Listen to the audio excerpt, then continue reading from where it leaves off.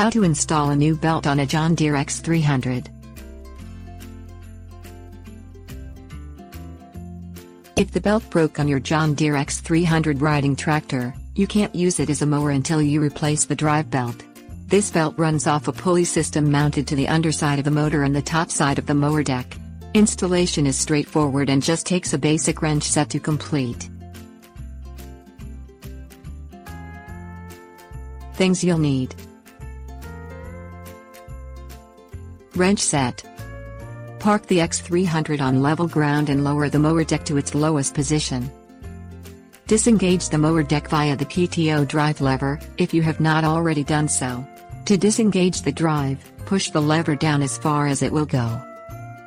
Lay on the ground in front of your X300 and locate the PTO drive pulley under the engine. Remove the bolts holding the belt cover over the pulley, using your wrench. Swing the cover out of the way. Place the belt onto the pulley and stretch it back toward the mower deck. Hold the belt into the V-groove on the pulley and reinstall the belt guard, which holds the belt in place for the remainder of the process. Place the belt around the pulley system on the mower deck. Follow the belt routing diagram on the top side of the deck.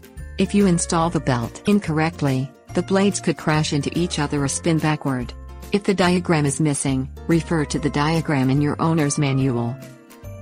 Engage the PTO drive lever before you begin mowing your yard again.